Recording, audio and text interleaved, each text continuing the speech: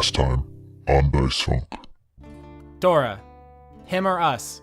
I love you guys, but I can't put up a new barrier without him. She shoots you twice. I want you to draw something here on my wrist. And I kind of like the idea of young Veltari trying to draw a dandelion. Aww. Something that's typically seen as not desirable, but that might still be beautiful. We have to start killing your enemies, because they are going to make it difficult to send the signal.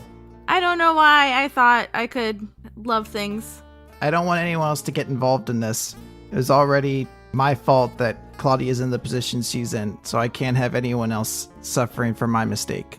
He moves to gather both the bodies of Essard and Tane and pick them up from the ground, carrying them from the chapel with him. I am ready to get out of this goddamn bubble. Bumbershoot wasn't even fucking here. Come on, let's go. Rolen and Veltari step through the Aurora of Ilium. Yeah, but first he has to resummon his horse, so... No, I'm riding the Manticore.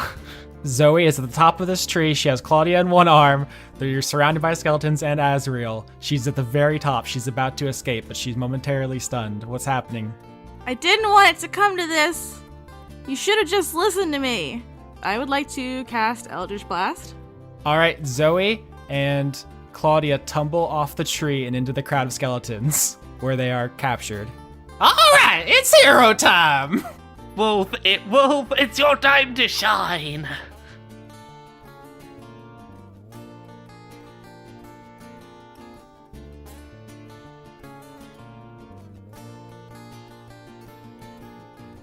Well, it was a good season, and now that we've clearly reached the end of it, it's time for us to move on to bigger and better things, right?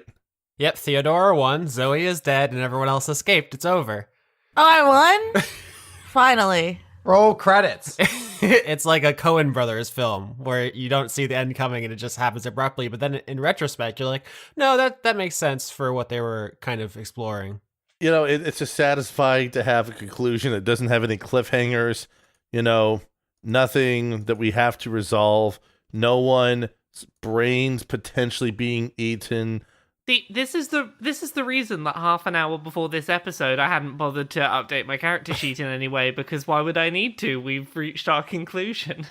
Can we just acknowledge how awesome the end of the last episode was, like choreography-wise, with Zoey teleporting through a window, blasting Theodora out, and then running, climbing a tree and getting shot in the back and falling into a crowd of skeletons? That was like some John Wick shit. And extra spooky for October. So it's the spookier version, like John Wicker Man or something like that, or what? That's a pretty good joke. I enjoyed it. So let's start there. Oh, that was a noise you made.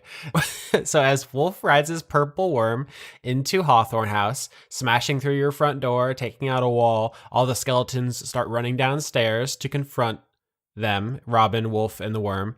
Azrael and Theodora, you're still upstairs with Zoey's unconscious body and Claudia Rock's unconscious body.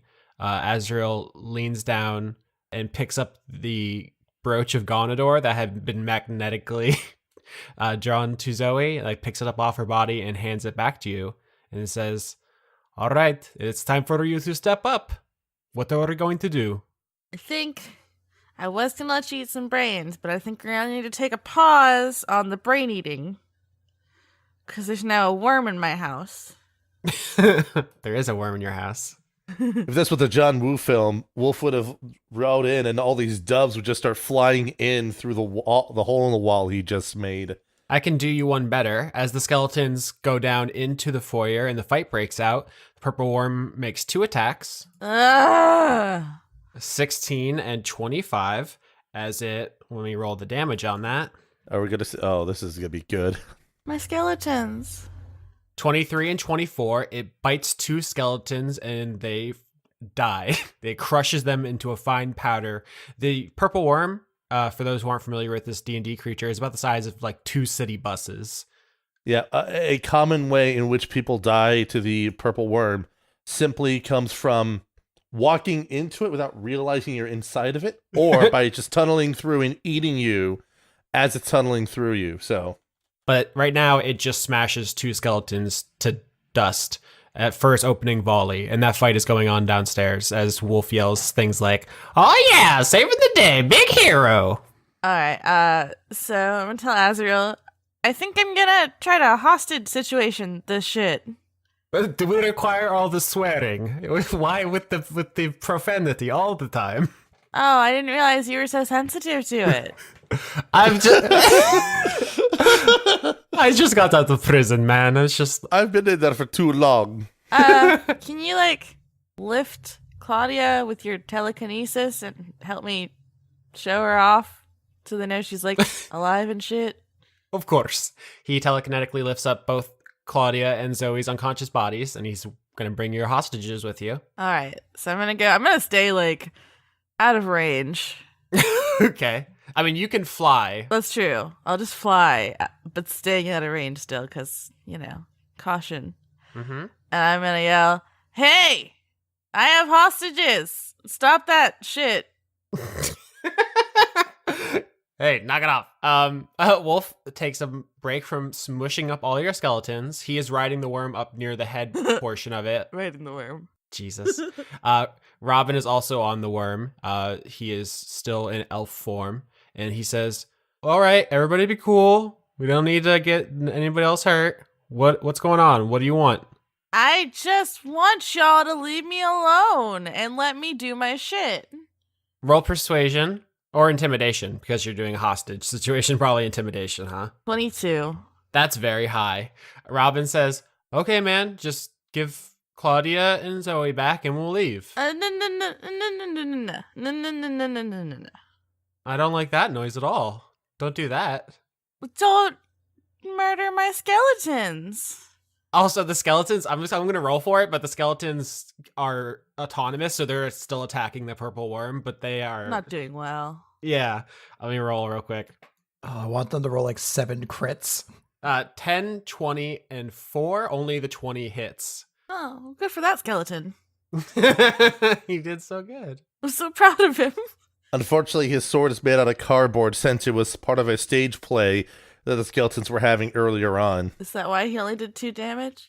He does 2 damage. Also, because the purple worm and wolf share an HP pool, and trolls gain 10 HP every turn.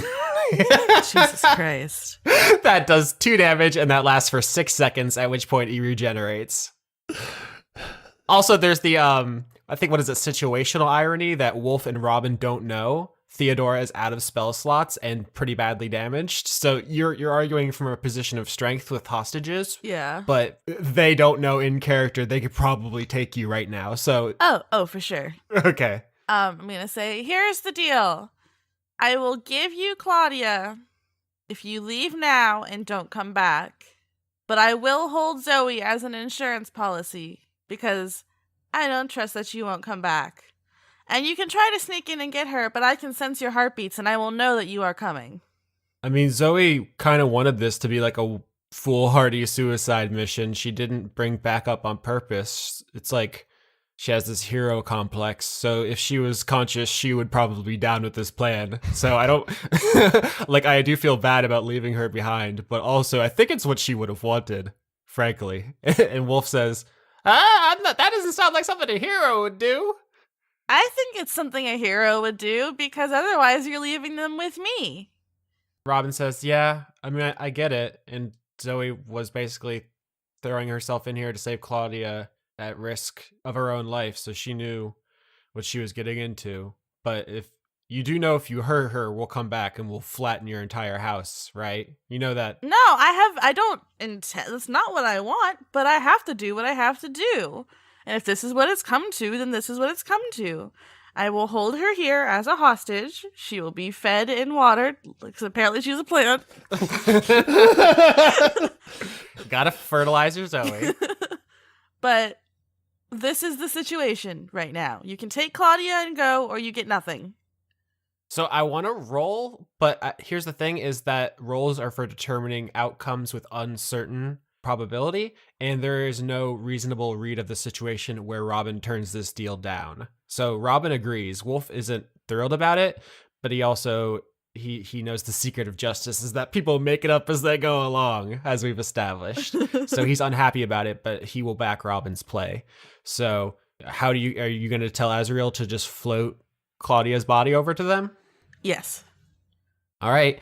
Azriel telekinetically lifts Claudia's unconscious body over to Robin on the worm, and he carries her like La Pieta, and the worm looks around. It's too big to do a full turnaround inside your building, so it kind of like wiggles backwards out awkwardly.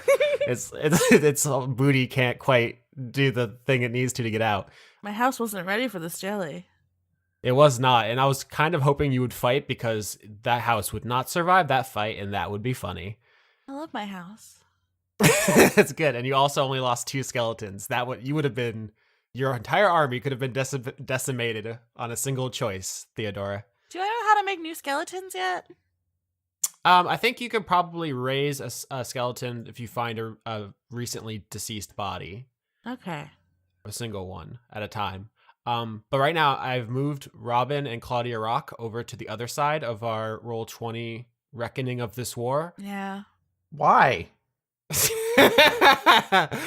Damn you, Chris. Being nice to characters. Yeah. So it's 10-6 now for Team Pro Tower. I feel like it should be like 9-6 at this point. There really is one character on that side who's just not going to be there. Zoe? Yeah, I mean, she's... Zoe is still Pro Tower. She's just super unconscious. Yeah. She's just a mess of bones and stuff right now. And pain. She nearly got her brain ripped out, and then she fell an entire story after getting shot in the back, and then probably broke something on the way down. So for listeners, Chris, I'm not penalizing Chris. This isn't malicious or anything. He understood that he did something with a really serious risk and that he rolled and lost. Mm-hmm. So Chris will still get to play with us, but Zoe is going to be out for a bit because it would break fiction for us not to play this out, you know? I want to cast Wild Magic like 4 times. Gotta do like haste 4 times though. Like real quick. So Wolf, Robin, and the worm retreat with Claudia Rock's body. Theodora, you're left with 2 less skeletons, a hole in the front of your house, and the unconscious body of Zoey Legrand. What do you do? Well, I think it's time to take a little rest. A short rest sounds like a good plan. I'm also going to command the skeletons to like start boarding at my house. Okay, so you'll have to do that one at a time, but you can start repairs, you can start resting to get your spell slots and your health back.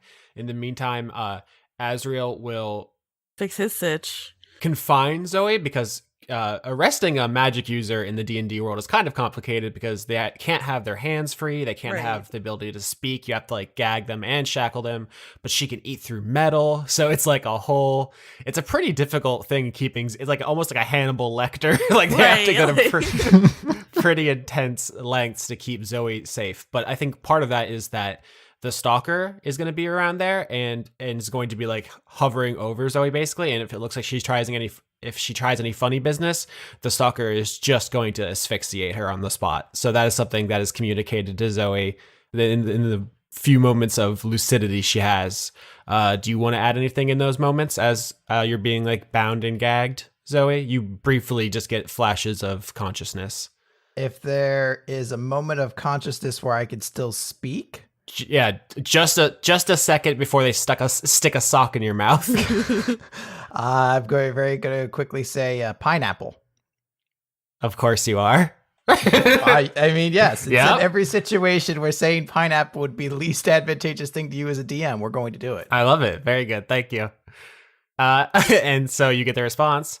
Hey, it's your boy Winnie. Good news, I hope. Not exactly. So, Winnie, I think I may have messed things up a bit, and I don't know if I'm going to be coming back anytime soon. I'm sorry about that, because I know you're going to be all alone then for a little bit. But maybe you could go spend some time with Claire, because I think she's really going to need you right now. Everything's going to be all right, though. How dare you? Are you okay, Zoe? Oh, so sad. Yeah, It's a complicated scenario. Also, can you hang up from your end? Because I don't think I could say pineapple again. No, they stuck a sock in your mouth and you're losing consciousness. All right, it sounds like I'm going to drop the call on my end anyway. Goodbye. I love you, Zoe. Oh. I love you too, jellyfish. That's like a racial slur for a flub, I would figure. I hope that's not the last thing you ever say to Winifred. Okay, so Zoe, you are out of the game for the time being. Meanwhile, Rolen Hawklight and Veltari, no last name, are riding through a forest. They have left the field just outside of Ilium, and they're on their way to get onto the Hyacinth Highway, the roadway that will take them to the kingdom of Agarthan, where they need to go. Before anything particular happens to them, you guys have reached level 10, so why don't you walk me through what that has enabled you to do with your cool new characters and spells and whatnot? Roland gets one benefit for being a level 10 character, and that is a pretty big one, and that is his aura gets a new feature. So currently his aura provides protection in the sense that it gives his intelligence modifier to saving throws for him and everyone in the aura. And it was also providing the devotion benefit, which prevents anyone within the aura from being charmed. And now he's reached level 10, where he gains the aura of courage, which means everyone inside of that aura of 10 feet is immune to fear. Which also means now that Veltari can cast a certain spell without any worry about accidentally causing, terrible flashbacks and anxiety in her allies, as long as they're adjacent to Roland. That seems beneficial. Marginally, yes. Yeah, friends with magical benefits. That's terrible. That's terrible, Austin. Thank you. Veltari, how are you at level 10? I'm good. I get a bunch of stuff at level 10 that I definitely am not still trying to sort out the character sheet on because I get so many things. So the big things for me, I get expertise, where just like across the board, my bonuses for things I'm proficient in just go up, which is nice. I get a nice big boost to a lot of things. I get an ability called Magical Secrets, where I can learn any 2 spells regardless of class. So the 2 I have picked are the level 5 spell Commune, which allows me to speak with a deity of some kind and ask, I think it's up to 3 questions that I get a yes or no answer from the DM. And Banishment, which is a level 4 spell that if the target fails to save, I can just banish them to another plane, which is quite nice. I also learned a new cantrip, so I learned Prestidigitation, that spell that I'm never very good at getting the words out for. And that means you have a +8 now in acrobatics, despite 0 dexterity. So hey. that is an impressive degree of acrobatics for someone with no dexterity. It works. Yeah, so there we go. I think I finally got it all together. I guess the most notable thing for me, it's like your passive perception is so insanely high compared to most other people. It's hilarious since it's now 22, which... Yeah, which is why as you guys are traipsing through this forest, Veltari is immediately aware of the situation ahead of you, which is that just outside the tree line, you can see the path that leads to the highway, and Veltari, you can see that it is blockaded by an overturned carriage, and that there are several figures moving around it right now. But since you have a 22 passive perception, you see that, and way before they see you, and you have plenty of time to formulate a plan and react. Sorry, this has only just hit me that I have 22 in passive perception now. That's kind of ridiculous. Bards are super good. I very much like my bard. So, I mean, after Veltari sort of like probably raises her hand to indicate, hey, hold up here. I'll give you a fair heads up, just like, shh, yeah. Yeah, Roland's gonna move in closer to Veltari. It's like, so what does it look like we have here? Veltari, as you look out over the tree line, just a little bit more detail. So there's an overturned carriage on the road to the highway that you need to take to get onto it. And there are what appear to be 4 figures kind of milling around, poking through, like taking stuff out. Their horses are nearby, 4 horses for the 4 figures. They're wearing white armor. If you want to, I can take lead, and maybe it's nothing too off either way. You're probably the better one here at starting this, I think. I suspect that you're less likely to accidentally instigate something unintentionally. Well, we'll see what happens here. And Roland moves on ahead of Veltari a bit to get closer to the wagon. He's not being stealthy about this for 2 reasons. 1, less likely for them to sort of think he's trying to sneak up on them, and 2, he's not gonna sneak up on him. He's wearing splint armor. He's on a horse. There's plenty of noise being made, so they're gonna be able to tell he's on his way in. I thought you meant more like, he's Roland. Sneaking, that's a nasty thing to do. It's against the rules, Grumble. It's unadvisable both statistically and morally. So Roland, you're going to go ahead. Veltari, are you going to stay hidden in the tree line, or are you just going to hang back but still visible? I'm going to stay hidden as best I can for the second and just sort of watch this unfold from a safe distance. All right. So as Roland approaches the wagon, one of the figures turns and sees him coming because he's made himself obvious. And that person says to you, right, you can't see what any of these people look like under their armor. They're fully covered. Our audience would recognize them as Order of the Merciful Sword, paladins under Danto. They have this kind of plague doctor meets paladin intimidating creepiness to them, but they're fully covered so that the sun can't touch them because they are vampires, although Roland doesn't quite know that. He has definitely received things that would going to put those puzzle pieces together soon, but he's never seen one of them. But one of them turns and says, "Halt! Who is it?" Just a traveler seeking to pass by without incident. That can be arranged. Hey, throw me the canteen, one of the paladins says to another. And one of the paladins, who is wrist deep inside the carriage, taking things out of it, takes a canteen off their belt and throws it to the first one, who then turns and throws it at your horse's feet and says, "That's the toll. Fill her up, and you can go on. And we won't have any incidents." Fill it up with what? Blood, stupid.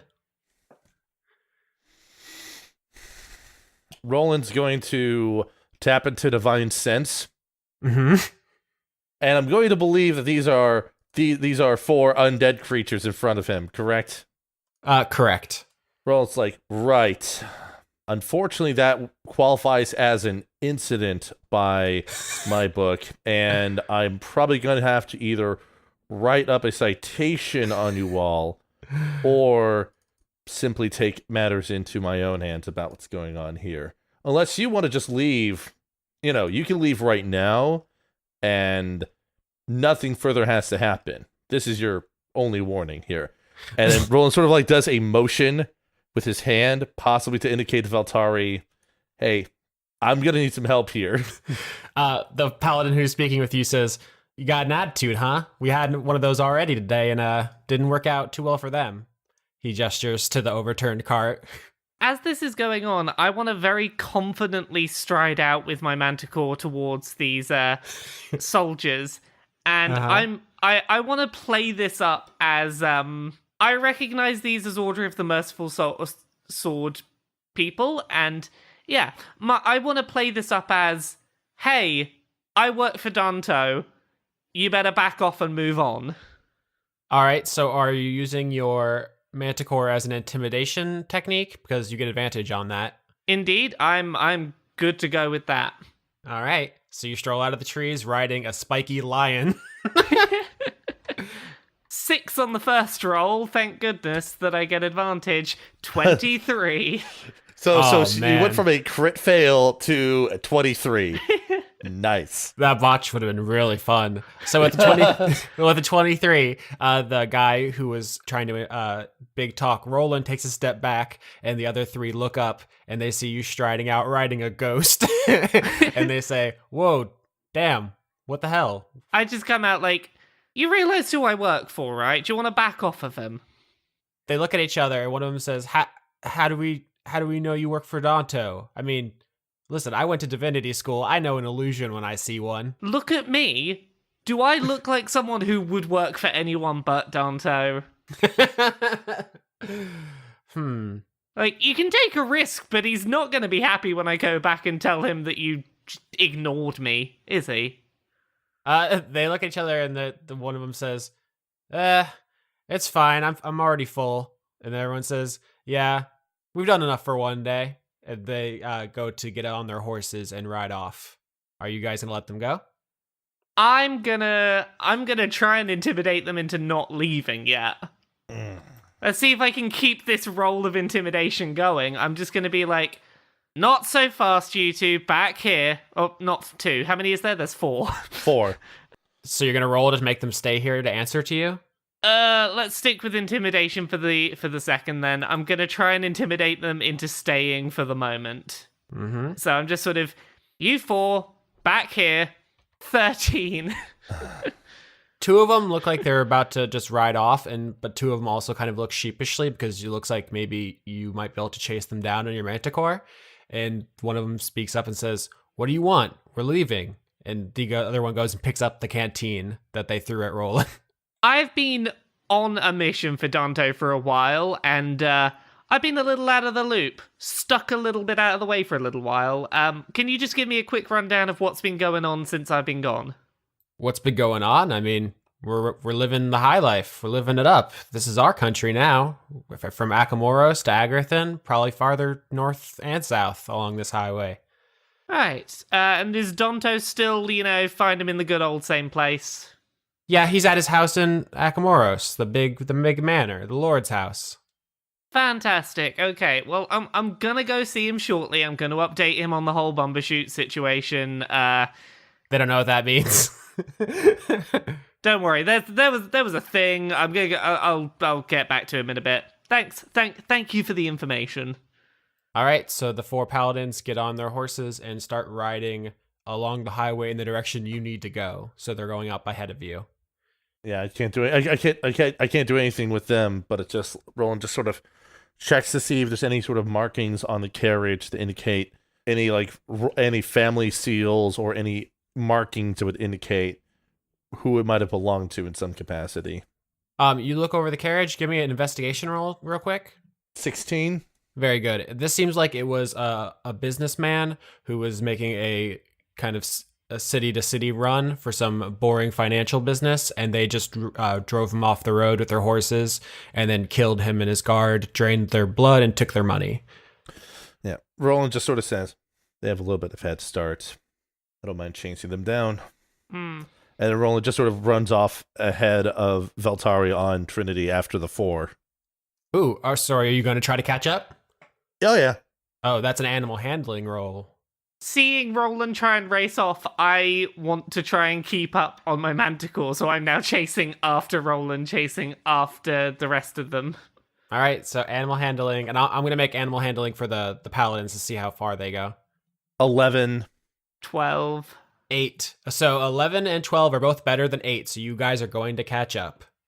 I am glad that we all still know what numbers are bigger than other numbers. It has become a problem recently. I don't know. I know that 8 is bigger than 17, but is it bigger than 12? Depends on the context. That's true. So while you two race after the paladins on the highway, let's cut over to Tarsus, in fact, where Carrie King, the bartender, knocks on the door to Claire Elise Legrand's office and says, hey boss, I checked into the whole tree exploding out of the Hawthorne house thing that you wanted to know about, and it seems like they're having some kind of weird magical experiments with the squid guy. It's nothing you need to worry about. Yes, Carrie, coming in clutch. You did send her a message last episode. Huh. Really sounds like a Zoe thing, but meh. And I assume she turns her chair back around and goes back to twiddling her thumbs or whatever Claire does the 98% of the day. Trying to look busy. Yeah. So Chris, you are now playing Claire Elise Legrand. How is it? You have a level 10 sorcerer character sheet. Mm-hmm. I have a level 10 sorcerer who doesn't have wild magic. How is it? Is it freeing or is it like It's something where I look at it and I'm like, if I cast this spell, it just gets cast. Like there's nothing weird that could interfere or cause chaos or anything like that. It just happens, and that's uncomfortable to me. I might have Claire just like explode things randomly when she casts spells so I can get that cool approximation, basically. Yeah. So Carrie, who is currently acting kind of as a saboteur for Dora, tries to keep you from worrying about what's going on at Hawthorne House. But sometime later, Robin Rock bursts in carrying his unconscious wife. Wolf's going to stay outside because he is very large and he's self-conscious about knocking things over. But the rocks rush in. I would like to set the scene for Claire that she is in her chair and she's doing that thing where like you brace your feet against the desk and then just kick off it and try to spin around as much as you can off of one kick. That's how she's spending her time when they come in. So you make yourself dizzy for your business meeting. But Robin Rock bursts in and he says, Claire, your sister, or Zoe, cousin? Twin? What's happening? What's everything here is confusing to me. Are you here for a polymorph? I'm me now. Zoe gave me a mask that lets me be myself for as long as I wear it. Of course, Zoe had to do something better. Yeah, she was really nice. And then she like sacrificed herself to help. What? Well, she's not dead. Sorry, that came out dramatic. Well, no, it's like the kick up onto the desk as she's like, Zoe's trying to sacrifice herself and I'm not there. She's trying to steal all the cool points. Yeah, she was very cool and dramatic and heroic. It was good. I liked it. But Theodora has her held captive, and all the skeletons and the squid. Everything's gone sideways. Oh, hells yeah, it's go time. And like you see Claire's like going to essentially, she's going to run over to where she has the shield that Zoe gave her from Rolen. Mm-hmm. And she's going to grab that. And essentially she's like darting out the door already. So wait, is Claire trying to run off by herself to save Zoe? Is this just going to be part 2 of the solo rescue mish? You saw what happened when one character did it, and then you went to the person who is essentially in almost every single way her clone, and you expected a different result? I don't know. I mean, I guess the other point is that not only is she the clone, she views practically everything Zoe does as an attempt to outdo her in every way. So, Oh no, Claire. So Claire runs out of her office with the shield, is like ready to do gung-ho cool savior stuff, at which point Winifred also floats into Tarsus because he got a message from Zoe saying that he should go to Claire's for a while. And you see Winifred float in Claire, and he looks very sad. He has a big expressive mouth, as we've established, and big googly eyes that are very sad. And he sees you rushing forward with the shield. Well, it's hard because of his big googly eyes and his big silly grin. It's hard to really like ignore him even when all the cool points are at threat of being taken. Mm-hmm. So Claire will kind of like stop on the like skid on the side of her feet to brake, Mm-hmm. and just stop next to Winifred and be like, "Hey, what's up? I don't normally see you here. You don't seem like the kind to need like drinks or deal with evil people." No, I don't think I can metabolize alcohol. I just eat vibes. Anyway, that's neither here nor there. I'm sorry, I'm sad. Why are you sad? I think Zoe's in trouble. She said she's not going to be back, and I don't know what to do, and everybody left. Yeah, I heard she's in trouble, so I'm going to go save her right now. I'll be right back. Well, that's what she said, and then she rushed off, and now she's never coming back. Can people just stop and think for a second and not do that? I mean, thinking's not really my strong suit, per se. From behind you at the bar, Carrie says, "Yeah, I don't think you should rush in either. We should think about this for a long time. Huh. We should have multiple meetings, and then we should vote." It's not really... it's not really cool. Robin says, well, "Claudia can fight. She just needs some medical attention." No, but what if she's, she needs us now? Or, she does all the cool stuff before we get there. Robin says, I mean, she might do really cool stuff while we're gone, but Dora said she's not going to hurt her because that would erase all of her leverage. So I don't think we actually have that much of a time limit. It's like Claire's gonna like essentially do like the come along motion to Winnie and Robin and go back up to her office. Carrie yells after you. Maybe she'll give Zoe back if we just destroy the tower. Carrie's like, damn, I really have to be more subtle. This is not. This isn't working for some reason. So you go back into your office with the rocks and Winifred? Yeah. I suspect like sometime later on, Carrie brings up like a tray with some drinks and they're arranged inconspicuously with a phrase, I really think destroying the tower is in our best interest. Don't ask me how I got a tray this large, but it's really impressive, don't you think? Anyway, yeah, the tower. We should get rid of that, right? Hey guys, you know what my favorite Batman story is? The one where Bane breaks his spine, you know, where the spine gets broken and destroyed. So you are brought up to speed, Claire. Everything that Chris knows, now Claire knows. So what do you want to do? You're leading your troops. You have a lot of responsibility and power right now. She's once again, I think, like, even as the serious like conversation is happening, I imagine still like kind of at least like doing like the half spin in the chair, like from left to right, as she's trying to process it. And she's like, okay, so why don't we find the old guy, Rolen, and have him come up with a plan? Isn't that like what he does? Winifred says, oh, Rolen and Veltari said goodbye, and then they went to, carry their guilt with them so they could walk out, which is like leaving without leaving. It's a whole theological thing, and people can argue about it in the comments. Winnie looks at the screen. Listen, you can understand the plot without understanding the philosophy. It's fine. Wait, so Rolen's not here? No, Rolen and Veltari left, or they're in the process of leaving, but they're not going to be able to help us. Ah! Popsicles. Finally, someone who doesn't swear. Yeah. Popsicles, for sure. Popsicles are great, but what isn't great is how are we going to come up with a plan if the plan people aren't here? Maybe we'll have to become the plan people? The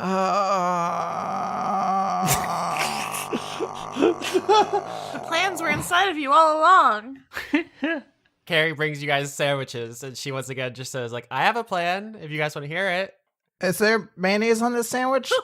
I thought you were going to ask if there was mayonnaise on the plan for some reason. Do you want mayonnaise? I can get you mayonnaise, boss. No, I don't want mayonnaise. I can't stand it for some reason. I think an unconscious link between me and my sister. It's mayonnaise free. Okay, cool. I might be a fiend, but I'm not that evil. True. Hey, so what was your plan? So none of us here really love Warden Light, right? Like, we think he's like self-righteous at best, kind of a dick at worst, right? I mean, I'm trying to think, has Claire ever actually met Warden Light? Claire split off from Zoe before Zoe met Light, so she's probably only heard of him through reputation. I guess she would be primarily influenced by what like the Rocks and Winnie react to that as then. Not to throw it back into the DM, but I guess Claire doesn't really have a frame of reference. People in this room right now don't have big problems with Light, but they're not also like his biggest fans. So I think it could go either way. Okay.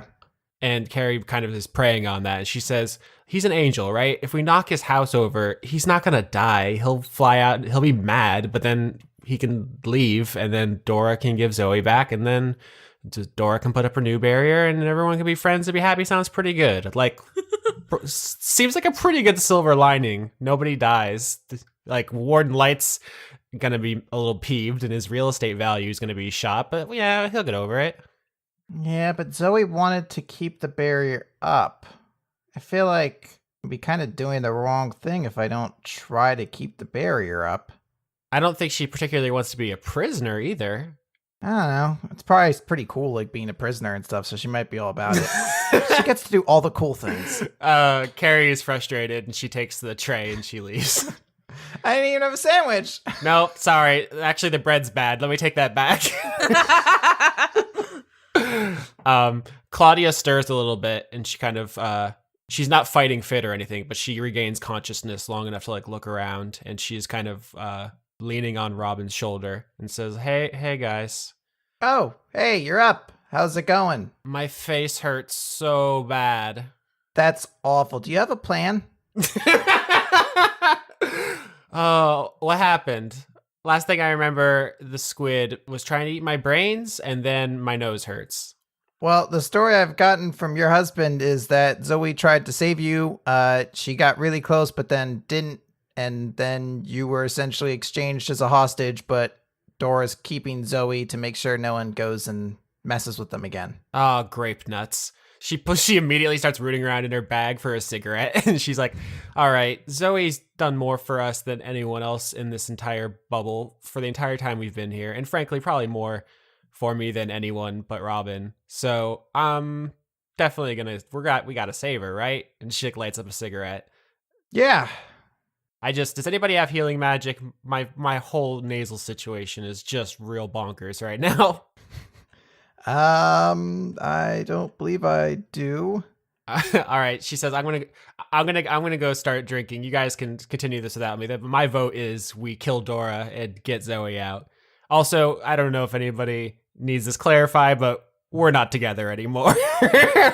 Like, we probably should have told this to her face while we were at her house, but she looks at Robin and is like, we're dumping her, right? She's dumped. Yes? And Robin like nods. We'll tell the next time we see her.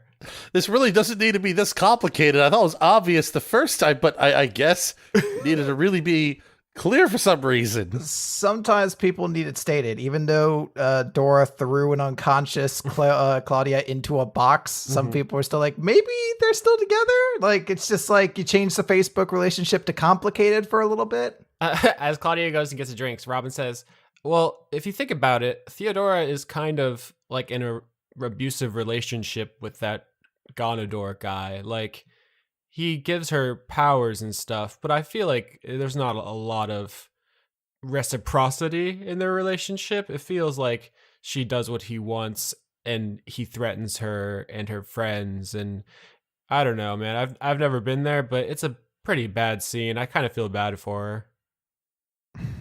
I mean, I've only met her a couple times. She seems like she was kind of cool. Like, she has like cool, spooky sense of style, which is always dope. But I mean, she's holding my sister hostage, right? Like, yeah, I mean, that's what I'm saying. She's like, she's good somewhere, but I feel like she's been hurt and lonely for so long that it does something to your brain where you like self-sabotage even when you have good things and you keep going back to your abuser. I mean, I'm a chemistry major, maybe social science. Is there a social scientist in the house? Anybody? Can you got any liberal arts homies? No? Okay, well, that's my read on the situation. I don't know if she's evil. I just think she's gotten herself in too deep with a fucked up dude. Well, I'd feel more bad for her if she didn't have, from what you explained, as a pretty crazy powerful staff and the support of a skeleton army. Yeah, and the Mind Flayer. They're very powerful, but we outnumber her, except for the skeleton. We outnumber her in the Squid Man. The skeletons are kind of negligible. They're kind of cannon fodder, but that staff and that squid are so powerful. It's gonna be rough, but I mean, he broke my wife's nose, so I'm going to kill that squid. Like, I hope everyone in this room is just comfortable with the fact I'm going to kill that squid. That's happening. I didn't even know there was a squid man in this town, so, I mean, you do as you want. Okay. You're the leader of this gang of, like, dangerous people. I feel like they're failing you on the intel front, Claire. Not to tell you your biz. Well, the only biz that I really care about is P-Biz, and she only really cares about what items are in her store at that moment. Capitalism. It's fucked up. More like crapitalism, am I right? Got him. Hey. Yeah, that's right. So to tie up this scene, does Claire have anything she wants to do or start doing? Because Claire is going to say, like, she's going to essentially start, like, doing, like, a James Goldblum, like, she's trying to, like, recite the facts out loud to herself. Mm-hmm. Like, it sounds like she's trying to connect the dots, but she's really just trying to state them out loud in order to, like, get something going. Mm-hmm. And I think the end point she's going to kind of reach is that she needs to talk to somebody smart about this. And the only smart people she knows left really in town are, from what she hears, Warden Light and probably Sylvia. So she's probably going to go to see Warden Light. That will be interesting because I don't think he is going to even entertain the notion of blowing up his own house. I think that might be off the table if you choose that. So that is an interesting choice. So with that, let's cut over to Theodora. The skeletons are fixing your house. Your prisoner is locked down. Is there anything you're doing right now? Because time is running short. Your enemies are marshaling against you. Your reputation is failing. Consequences are coming. What are you up to? I think I'm putting plan Enlist Grace's help in action. Oh, so you're going to send the spooky signal? Uh-huh.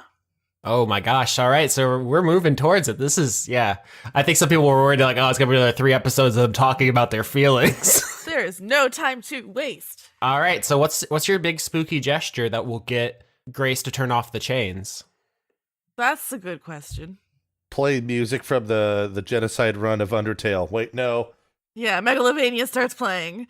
Well, giant tree just exploded out of the Hawthorne house. Obviously, that has to be the signal, right?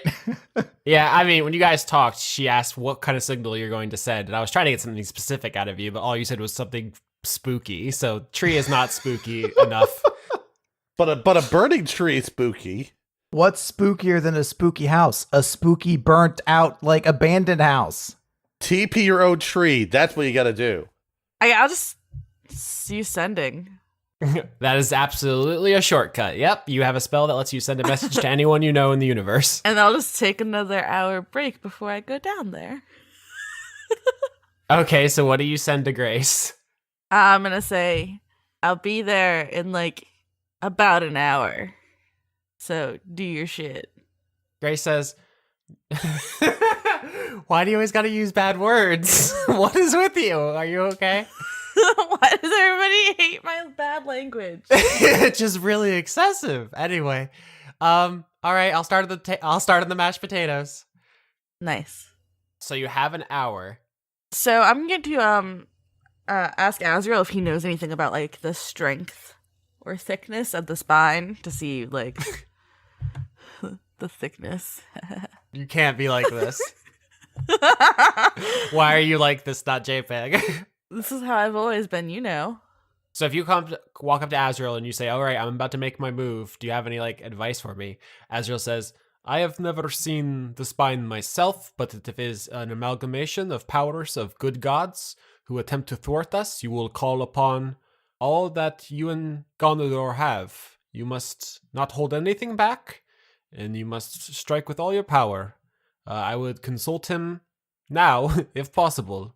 That is my advice to you. I am not doing this, remember, because I have any particular affinity for you or even Gonador. He is just very powerful and he is here, and it is in my best interest to help you.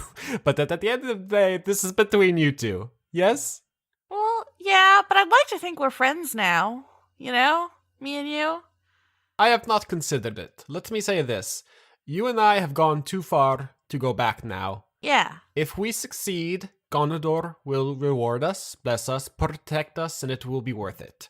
If not, we will die, and I will blame you. So, one of those routes is very similar to friendship, the other is not. So I would just say, please succeed, and I will be your friend. Yes. Wonderful. So I'm gonna get my book and be like, Dear Ganny, what'd that spine do? All right, so where are you when you do this? Are you my brain immediately went to like Alice's study. Yeah. So you sit down, you open the book, and you write, Dear Ganny, what that spine do? And you sit in quiet contemplation for a second, and instead of hearing Gonador's voice answer you as it usually does, you see those optic nerves begin to crawl out of the pages of the book. Nice. So you just see that and you say nice? Yeah.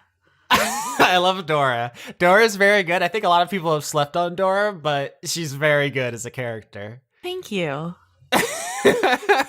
So you say nice as you watch a bunch of optic nerves kind of scramble and pull themselves out. And eventually, bit by bit, a writhing mass of gross, meaty material has emerged from your book, and it takes a more solid form as it kind of polymorphs almost into a humanoid shape, which little by little reveals itself to be a simulacrum of Lady Nim. Although her skin is absolutely covered with eyes, total body horror situation. I'm specifically drawing on some illustrations I saw by amazing artist Aline. Oh, yeah. If it was anybody else, you would see this and just start screaming. She's like, her green veins beneath the skin, and she's like leaking ichor from all of her eyes. It's a bad, bad scene. But Gonador manifests in the room with you as Lady Nim. But it is Gonador. That's just how he chooses to look right now. There's very little of Nim left inside of him at all. Oh, hey. Hello, Dora. So, never seen, this is new. I'm digging it, but this is new. It takes quite a lot of energy to manifest my full glory on this plane, but I thought this was important enough to warrant my presence. Oh, thank you. I appreciate that. I've been working very hard. I see, and I appreciate that. I don't tell you often enough that I appreciate all the work you do. Oh, thank you, Ganny. Now, I take it your plan is to use the angel half-breed to sneak in and destroy the spine right under the angel's nose? It seemed like the best option. And what do you expect in return for this service? Well, I was gonna ask you for a new barrier, but Azriel's kinda on that. Maybe make it... I would like power. I want it to be so that when it's done, I don't get murdered immediately. That will be a prime concern. Now, not only will the angel be out for your blood, but many of your former friends as well. Are you familiar with the concept of avatars? No, explain. A god can manifest on the material plane through miracles, through signs, through intermediaries. Many different gods have different forms. Sometimes they have angels, messengers, spirits, muses, prophets. They can, however, affect their most direct influence by appointing an avatar to represent their interests. You may be familiar with some of the more famous examples throughout history, but I have never myself taken an avatar to work my deeds across the earth. Oh. Would you be interested in becoming the avatar of abominations, Theodora? You'd choose me? Who else has worked as hard as you have for my ends and my goals? You're practically employee of the month.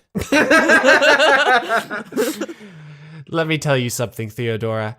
I have not had many people, many gods, many anything throughout my existence that I could consider a friend. I wasn't always the god of abominations.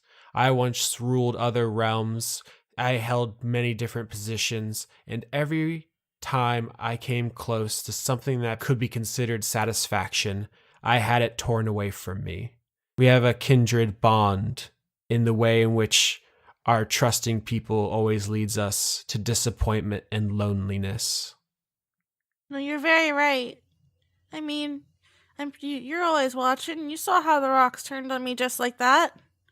It is very easy to pledge loyalty and fealty, and so much easier to turn around and betray that. I have experienced it 100 million times over, and let me tell you, there is no greater revenge than becoming an immortal, omnipotent force of death and destruction. It's very good. You should try it sometime. That does sound great. Yeah, and I'm offering you the chance. I'll take it. Of course I'll take it. You didn't have to convince me. I'm glad to hear it. It's good to know you could have someone to rely on, and I would hate for you to disappoint me at this late date. I don't know if I could go as far as to say it would hurt my feelings, but I would feel something if after all of this I had to destroy you. I know words are, just words, but I would never, never turn my back on you, Ganny. You know that. You're everything to me. Gondador just like looks at you for a second, and there's something, it's hard to read because this is an ageless god of evil, and it assumes human form and uses human phrases when it benefits it, but you never get the sense that there's anything actually relatable there. But when you say that, it looks at you like, are you for real? There's just like a moment of doubt and be like, what, Theodora, is it about you that I should trust so very much? I have had a lot of thralls, pawns, mercenaries, and toadies over the years, and I have never thought once about discarding any of them. What is it about you that is so, let's say, special? I have nothing else. That hangs in the air for a moment. Gondador says, you may have nothing else now, but when this business is finished, you will never want for anything ever again. Not even dank herb. I have the hookup. I am Gondador. I can get you some sticky icky. Gondador reaches over into your bag that you have in the study, Dora, because he watches you. He knows where everything is, and he pulls out your needles, your big like knitting needles that you've never used in combat so far, but you have frequently referenced the fact that you sew and knit and make crafts and stuff. And he holds them in his hand, and they begin to glow with like a dark light, like almost like a black flame kind of envelops them, and then slowly subsides until they look normal again. And then Gondor hands them to you and says, I will be with you when you enter the tower. And when you pierce the spine, I will be with you. And when it collapses around you, I will be with you. And then when you walk out, reborn, an avatar of a god, I will be with you. Until the end of the earth, until the end of all time, Theodora, I will be with you. Can I just say, there's some beautiful wedding vows there, dark evil god. You may now kiss the eyeball-filled abomination. Dora's just gonna hug him to her chest and nod.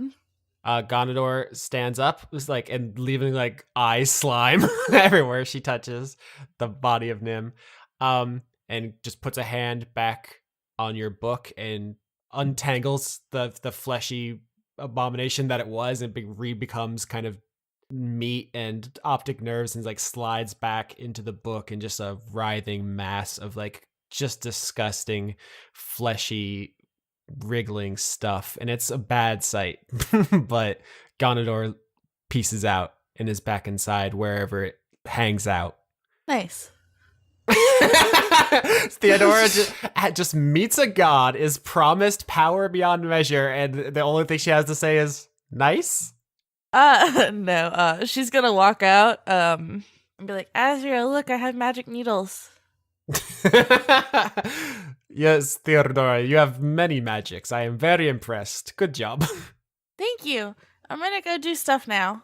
Okay. I will continue overseeing the repairs to the house and keeping your prisoner from escaping. I appreciate that. Hope I'll be back soon with unlimited power. Well, okay. That is a strange thing to say, but you say strange things all the time. All right. Okay, bye. Okay, so you're just walking out of your house and just walking straight towards the tower alone? I think alone is the best bet. You're never alone, to be fair. Yeah. Now, am I supposed to stab the spine with the needles? That was the implication, yes. Okay, that's what I thought. I just wanted to make sure. Don't stab your own spine with the needles. That would be bad. God, I would be so mad. He'd be like, you knew what I meant. Yeah, you couldn't destroy the spine just with magic or with your fists or with like a hammer or something. It is protected by the wards of gods, so you would need something from a god. That's a recurring motif, huh? Yeah. The dragon bone staff has that kind of power. The snowflake has that kind of power, and now Gondador has given you. Now that you have the Gondador item, you really don't also need the staff, do you? And I really had my eyes on it for a while, so... Alright, come back in and get it! Oh, if you'll give it to me, I'll turn around, come get it, and leave again. Maybe once the barrier's down. Ooh, that's confidence. I'm gonna save that clip for next time I interact with you. The word maybe is key there. I can edit out the maybe in post. All right, Veltari and Rolen, you guys are catching up to the 4 paladins. They're riding ahead of you. You guys are nearing Agarthan, and also the sun is setting. So those are 2 things to keep in mind. You can overtake them now. If you choose to wait, you risk them getting to the city ahead of you and disappearing in the streets. But right now you have them on the highway, and also the sun is setting and they're vampires. So those are the important factors right now. Roland has hand axes and spears on Trinity. Mm-hmm. Veltari is literally just following Roland like, I have no idea what we're doing, but I'm not letting you do whatever it is alone. I'm trying to think which one would be cooler for you, Austin. Throwing like an axe/spear at one of them, or pulling one of them off a horse with a whip. They're both pretty cool, as long as you hit. If you miss, it'll be decidedly less cool. The whip definitely feels more decidedly Roland. Mm-hmm. Okay, we'll go with the whip. I have a decent chance of hitting, so we'll see how this goes. As Roland approaches the horseman, the turned paladins on horse, he will just give it a bit of a grin, reach down and pull up the whip that he actually used in the first fight we had in this season, and just simply say to himself, "That's right, time to whip this party into shape, all right," and makes an attack against the closest horseman you can take down. Ah, shit. Well, it's a 13 on the attack roll. Misses probably. Correct. They are wearing paladin armor, so you whip them and it does not hurt the guy. So we should roll initiative. All right. Vampires roll 9. Roland rolls a 10. I roll 20. Crit. Okay, I crit on my initiative, so 22. All right, Laura, it's your turn. As Veltari sees Roland whipping at the paladins, and the Manticore can leap into battle. I am gonna do my favorite way to start off any kind of battle. Oh, yikes. Hypnotic pattern. Let me double check the stats. Oh, they're not particularly wise. Again, 16. So you throw up a hypnotic pattern in front of the 4 riders. They all look up at it. I think including the horses, frankly, because they are sentient creatures that are, have sight and minds. So they all fail. Then they're all looking up at it, and the horses just kind of trot to a standstill to look up at the pattern. So right now, all 4 riders have stopped, and them and their horses are looking up at your pattern. Roland's kind of pissed off because, these sons of bitches, attacked someone, wasn't even doing anything. So out comes the longsword. Bonus action to turn it into a sacred weapon, which causes it to gleam with light. He attacks the closest vampire on horseback. 25 to the first attack. Yep, that hits. He'll expend a level 1 spell to smite, so it does an extra 3d8 damage because it's an undead creature there. So 25 damage. Then he's going to attack it again because he gets 2 attacks. 28. Yeah, that hits. And why not smite him a second time? 21, so that's a total of 46 damage against the nearest paladin horseback. All right, so you take your blade shining with holy light and you just run up on the first paladin who's staring up at the pattern, and you just ram your entire sword through his chest. And he looks at you, and now it is the vampire's turn. That's a lot of damage, 46. So the vampire should heal from damage because that's what vampires do, but you used a radiant attack, so it doesn't. And so this is actually a very bad situation for this paladin, who reaches back and picks up his big, broad Order of the Merciful Sword blade and attacks you with it. 24 and 24. Wow. They both hit. All right, I'm rolling both at the same time. 28 damage. All right, so that drops me down to 81. You're so beefy. Yeah, so the first one gives you a very good slash, and now I'm going to roll another wisdom save to see if the other 3 are still in their reverie. Yep, they save. So the other 3 are no longer charmed by your pattern, Veltari, but Veltari, it's your turn. There's 3 fresh paladins who are unharmed, and there's one who has a sword through his chest. He looks very bad and about to die. I want to use my Manticore to attack one of the ones who's not yet been injured. 14. 14 does not hit. Okay. Well then. Well, you are a murder bard. You can attack twice per turn.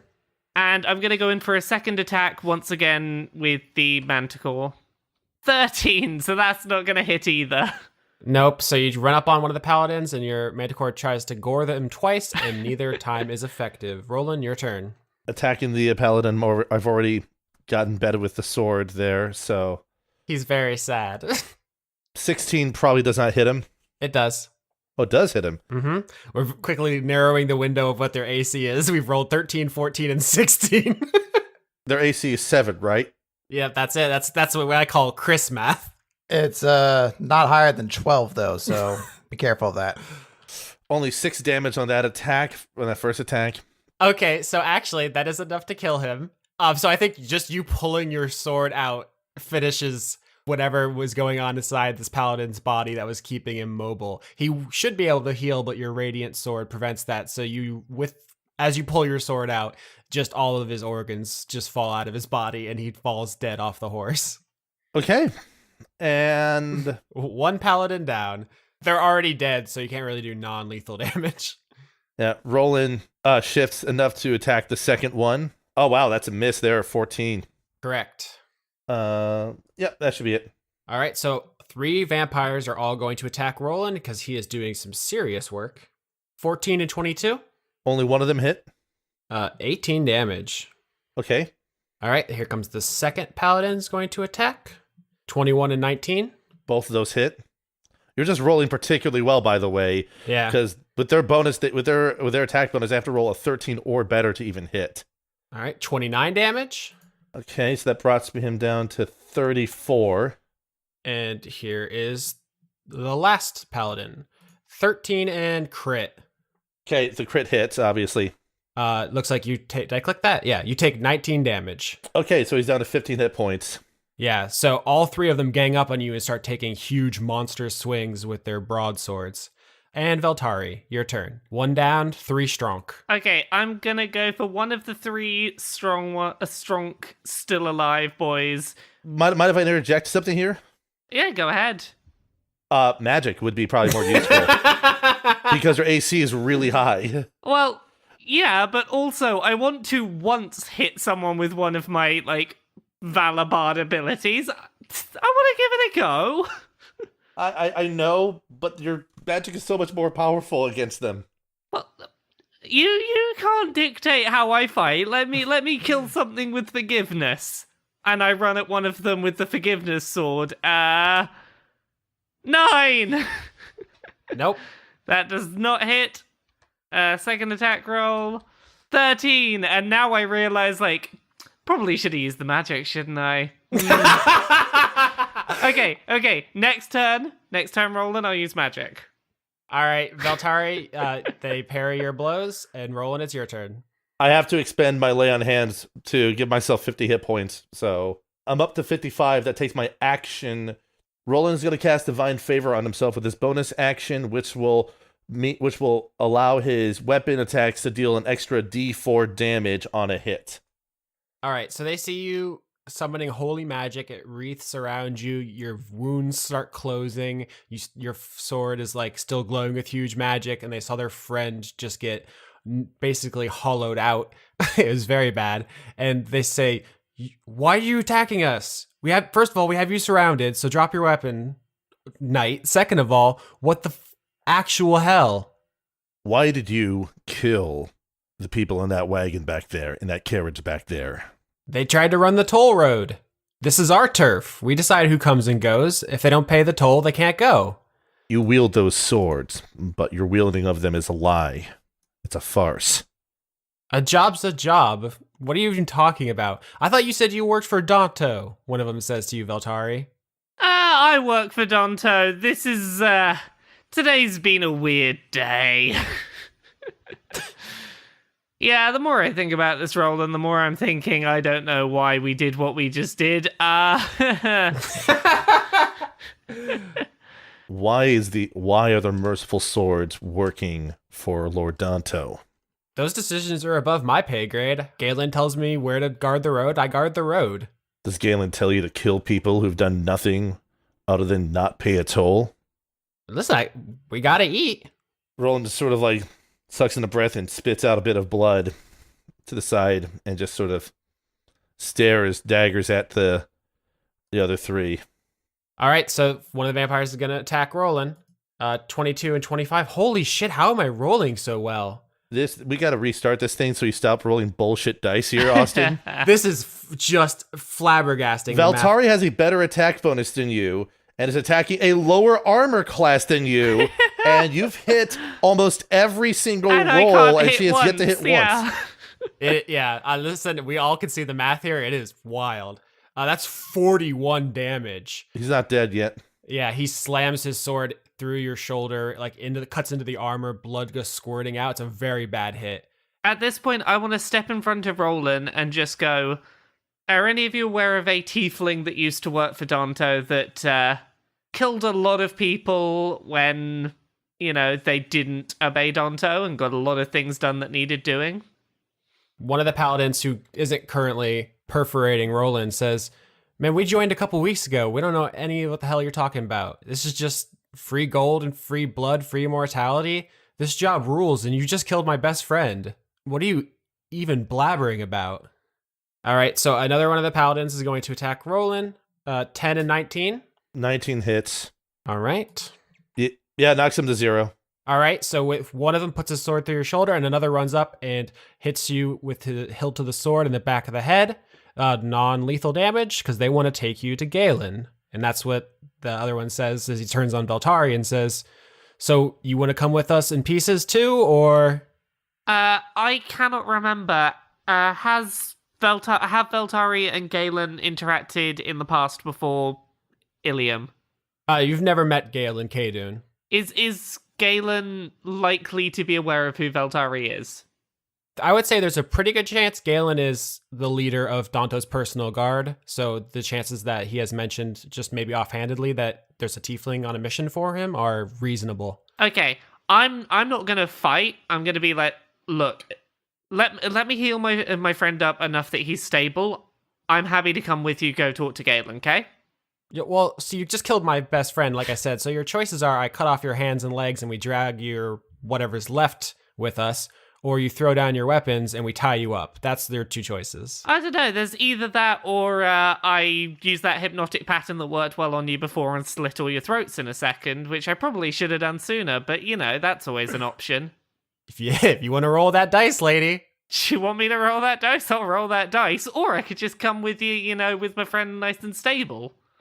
God, you are playing such a dangerous game, Laura. All right, so you could roll intimidation if you want to try to force that issue. Okay, let's try it. 19. The first paladin says, whatever, get off the ghost, throw down your weapons, we'll tie your friend up, we'll take his weapons, and if you want to keep him from bleeding all over the place, be our guest. It doesn't matter, Galen's going to take all your blood anyway. I'll get rid of the ghost, but I'm not handing down my weapons. Oh my goodness gracious. None of you have... I haven't laid a finger on you with my weapons yet. You tried. It's not our fault you're bad. They're stepping forward. They're brandishing their swords. They're going to start attacking you in a second. Hey. Give me a second here. Do you really think someone that strolls in on a magic ghost manticore is, like, that bad at wielding a sword? I had to deal with him. Like, I didn't want to get into a fight with the paladin. It's unfortunate that he's killed your friend, but do you really think I'm that shit with a sword? You're really willing to die to hold on to that sword, lady? If you knew what I went through to get this sword, then you'd understand why. Well, on the off chance you do work for Danto, I guess we're still gonna tie you up. You know that, right? You can tie me up. It's up to you to decide whether you reckon that will keep me held or not. They look at each other just like, this lady is out of her mind. So they're going to take Roland's unconscious body and then they're going to let you keep your sword sheathed, but they're going to tie your hands and legs and throw you over the back of their horses. One takes Veltari, one takes Roland, and one takes what's left of their friend. And they're going to head off towards Agarthan to Galen Kaydun, leader of the Order of the Merciful Sword. You're giving me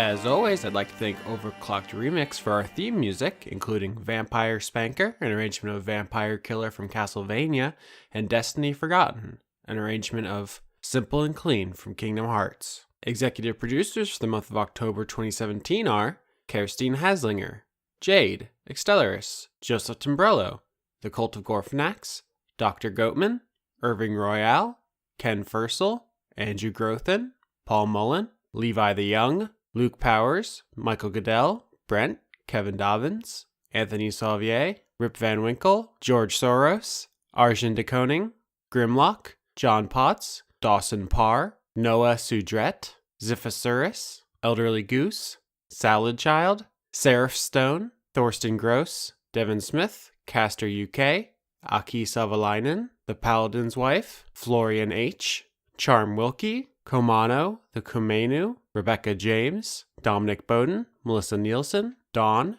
Eugene T., Connor Reynolds, Pruitt Holcomb, Artemis BJJ, Brazilian Jiu-Jitsu in Bristol, Francois V., Shyness, Dennis Pancake Detlefson, Ripter Stormwolf, Miko from Finland, Dennis Bankston, Josh Mosier, Indigo Van Dane, Allison Ansell, Sydney Marsing, Just a Jester, Sevarden Akrisimova, Brady Warner, Kitty Foe, James Neely, Marissa Donaldson, Melanie Joe, Lana Seawolf, Ruby Offer, Matthew Weber, Sarah Hanley, Melissa Booker, Cameron Abbas, Dylan, Gary Sayon, Anna Stuhlfarer, Sean, the host of Funk Dunk Plays, Giorgio Renna, Harrison Andrew, Kevin Seidlow, Christopher Charlo, Jorit, Viger Arnston, Cody Jackson, August Rue, Athos, and Ingmar Gremmen.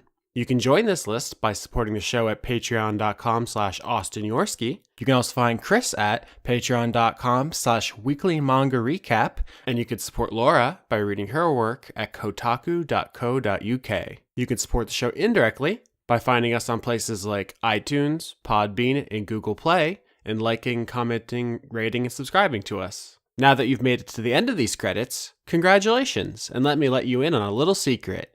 I have no idea what's going to happen. This entire campaign has gotten wildly out of control. I thought the final boss was either going to be Warden Light or Lady Nim, and they killed one and they befriended the other. Theodora's evil, everyone's unconscious or taken prisoner. It's gotten real wild. The wheels came off real fast there, folks. I don't know what to tell you. Maybe someday we'll do a season about a group of heroes who fight an unambiguously evil person and then they save the day by punching real hard.